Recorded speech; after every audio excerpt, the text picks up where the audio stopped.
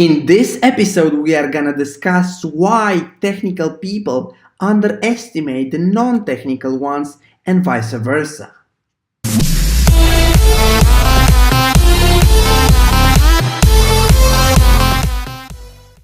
My name is Andrei, and this is the episode 8 of Decode Your 20s.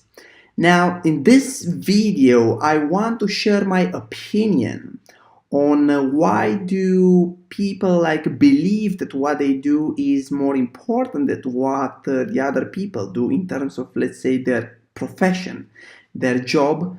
And I want to mention that this is like an opinion, and I don't have like a complete answer, but this video follows the aim of this series, which is to share the view of someone who is like in their 20s, because I want to make like a snapshot of this thinking, which will be probably helpful to the younger ones.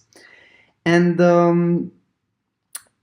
I'm sure that you've noticed that in your mind you think that what you do is, let's say, more special than what other people do.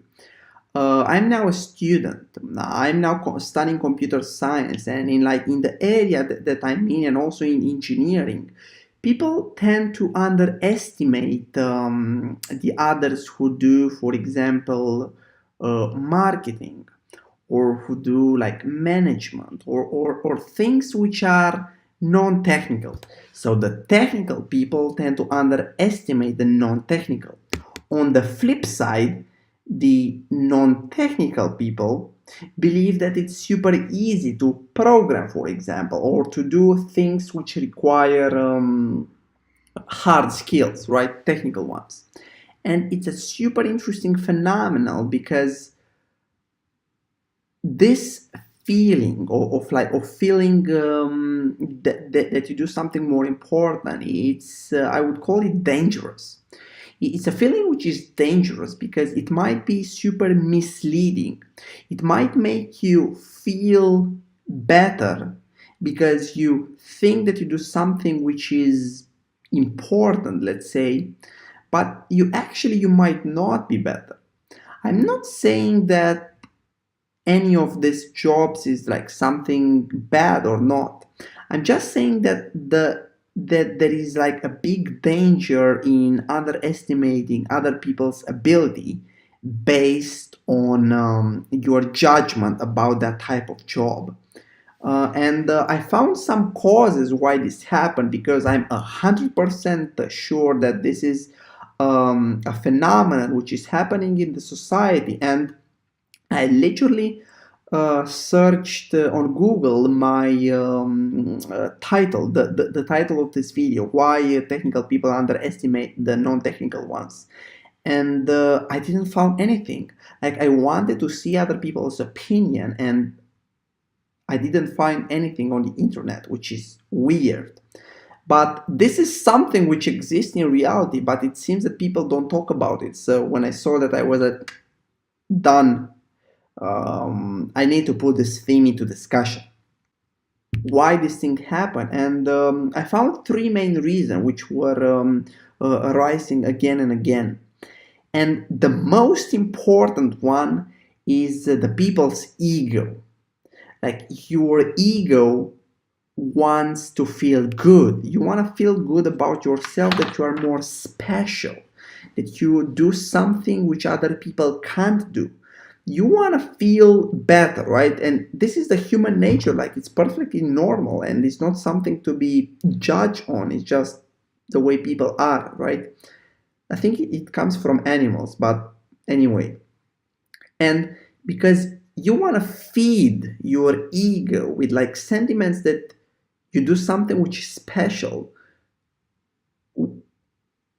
and it might be not that special, right? I mean, you 100% you are not doing something unique, right? So you do something that can be replicated. I mean, even rockets can be replicated. So I'm sure what you do can also be replicated. And but people like to feel special. They want to be and have like social status. They want to think that by doing something like a specific job, I know, for example, a programmer, it gives you a special status. And it might actually give you, but this is not something which should give you the sensation that you are superior to the others.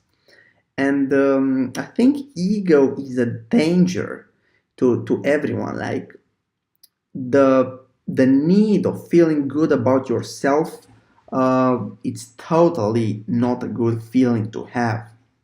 So firstly is the ego. Like people want to feel special, and people find like stupid ideas on how they can be special. On, I know, if you have the rank of an engineer or for a marketer or for a, I know, politician, you might not be that special just because of having this rank. Secondly, which is equally important, and it's true, it's that in the non-technical jobs, the barrier of entry is lower, right? And you can't combat this.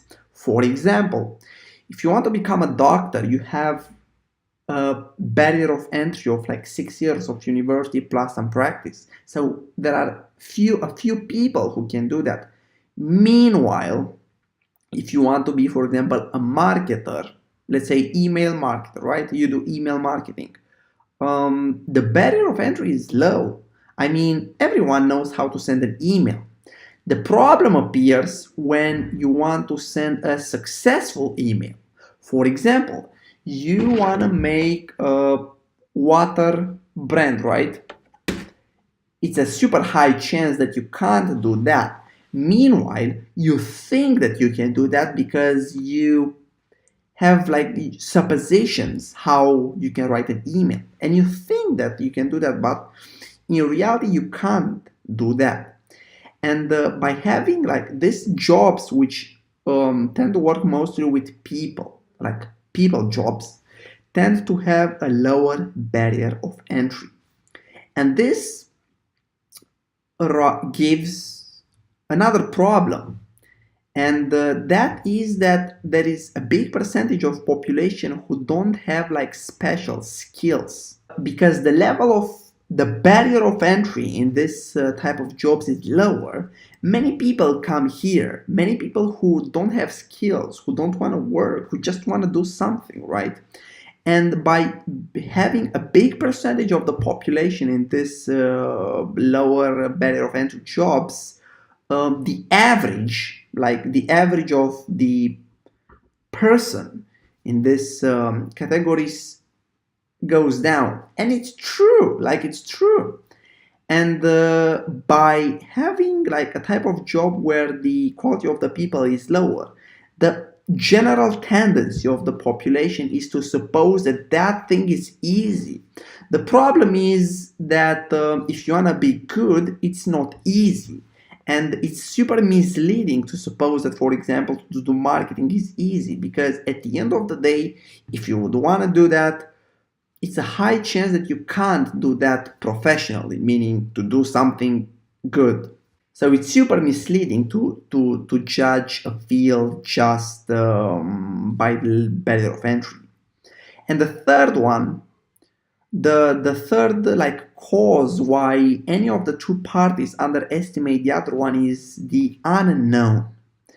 None of the two parties, meaning the technical or the non-technical, knows very well what the other party do.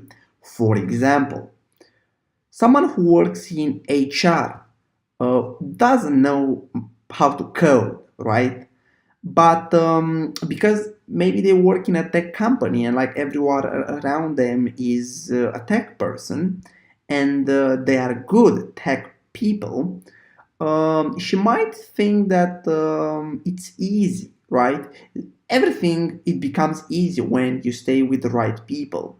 And she thinks that maybe software just appears, right? But because she doesn't know, like it's an unknown factor here, and it's just supposition how the code is wrote, right? You don't just like stay and write code. You have to think what you write. You have to imagine. You have to test. You have to develop, to plan. It's not that easy.